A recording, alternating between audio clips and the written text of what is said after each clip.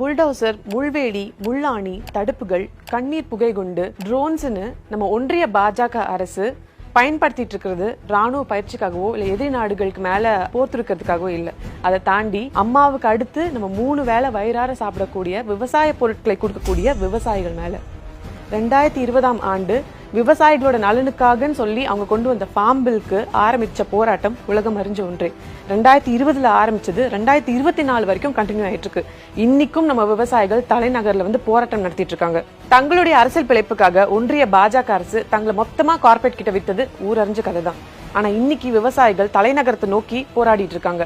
2020ல் ஆரம்பிச்ச போராட்டம் கண்டிப்பா விவசாயிகளுக்கு நாங்க நல்லது பண்ணுவோம், வேளாண் சட்டத்தை திரும்ப பெறுறோம்னு அப்ப கிமிக்ஸ்க்காக ஏதோ ஒன்று பண்ணி 21ல் நடந்த போராட்டத்துக்கு ஒரு முற்றுப்புள்ளி வைக்கிற மாதிரி கம்மா மட்டும் போட்டு வச்சுட்டாங்க. ஆனா இன்னைக்கும் அந்த போராட்டம் நடந்துட்டு இருக்கு. ஏன்? விவசாயிகள் 3 முக்கியமான விஷயத்த முன்னிறுத்தி இன்னைக்கும் போராடிட்டு இருக்காங்க. விவசாயிகள் தாங்கள் விளைவிக்கிற பொருட்களுக்கு குறைந்தபட்ச ஆதரவு விலை MSP அப்படின்றது நிர்ணயிக்கணும்னு கேக்குறாங்க. MS சுவாமிநாதன் குழுவின் அறிக்கையை நடைமுறைப்படுத்தணும்னு கேக்குறாங்க. 2021ஆம் ஆண்டு விவசாயிகள் மேல கட்டவிழ்த்து விடப்பட்ட வன்முறைக்கு நீதி வேணும்னு கேக்குறாங்க. பல பேர் மேல புனைவு வழக்குன்றது ஒண்ணு பதியப்பட்டுச்சு, அதெல்லாம் திரும்ப பெறணும்னு கேக்குறாங்க. இப்பெல்லாம் ஆனா ஊனா நம்ம ஜீக்களும் ஷாக்களும் திருவள்ளூரையும் திருக்குறளையும் இழுத்துறாங்கல்ல, அவங்களுக்கு நம்ம ஒரு குரலை நினைவுபடுத்துவோம். உழுதுண்டு வாழ்வாரே வாழ்வார், மற்றெல்லாம் தொழுதுண்டு பின் செல்பவர். உழவு தொழில் அவ்வளவு முக்கியம்னு குரல்ல அன்னைக்கே திருவள்ளூர் சொல்லியிருக்காரு. ஆனா அப்படிப்பட்ட உழவர்களுக்கான கடனை தள்ளுபடி பண்றது இந்த ஒன்றிய பாஜக அரசு பண்ணல. மாறா கார்பரேட்டுக்கு பல லட்சம் கோடி கடனை தள்ளுபடி பண்ணிருக்காங்க. இந்த சம்பவம் எல்லாருக்கும் நினைவுல இருக்கும் நான் நம்புறேன். நாடே அதிர்ந்த ஒரு விஷயம். இணை உள்துறை அமைச்சரின் மகன் ஆஷிஷ் மிஸ்ரா தன்னோட காரை ஏத்தி விவசாயிகள், ரிப்போர்ட்டர்ஸ் உட்பட 8 பேரை கொன்னாரு. இதை பார்த்த கண்கள் பல ஆயிரம் வீடியோ எவிடன்ஸோட இன்னைக்கு வரைக்கும் இருக்கு. ஆனா இந்த கேஸ் இன்னும் 1 இன்ச் கூட நகரல. ஒரு தேசத்தோட முதுகெலும்பா பார்க்கப்படுறதே பெண்கள், விவசாயிகள், யங்ஸ்டர்ஸ் தான். இன்னைக்கு யங்ஸ்டர்ஸ் வேலை இல்லாம நாடு முழுக்க எப்படி திண்டாடிட்டு இருக்காங்க நமக்கு தெரிஞ்சதுதான்.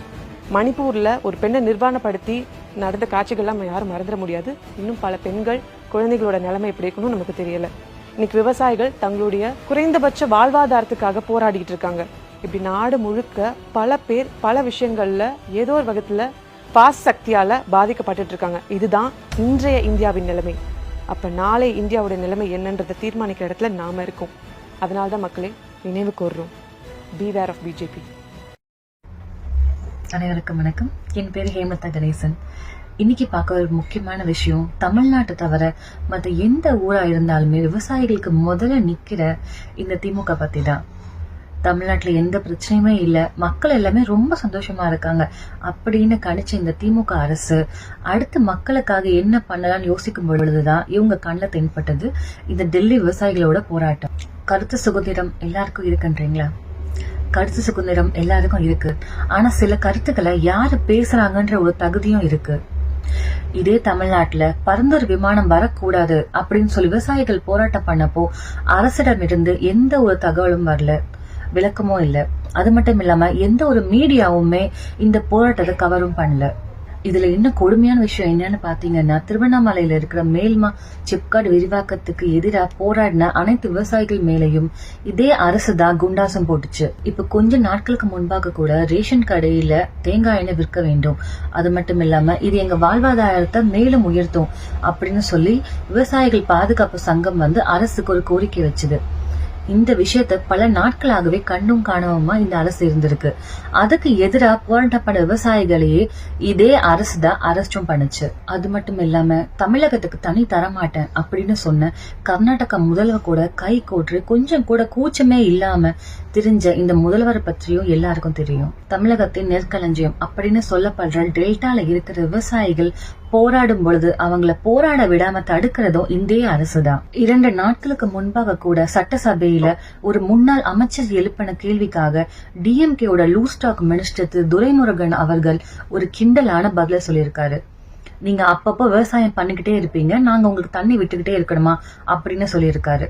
இத டிஎம்கே லாங்குவேஜா சொல்லணும்னா இது என்ன உங்க அப்பா வீட்டு தண்ணியா நீ குடுக்கறதுக்கு? விவசாயிகள் மேல இவ்வளவு ஒரு காழ்ப்புணர்ச்சி இருக்கும் இந்த திமுக பார்வை ஏன் டெல்லி விவசாயிகள் பக்கம் போயிருக்கு? வேற எந்த விஷயமே இல்லைங்க, இது எல்லாமே அரசியல் நோக்கத்தால் மட்டும்தான்.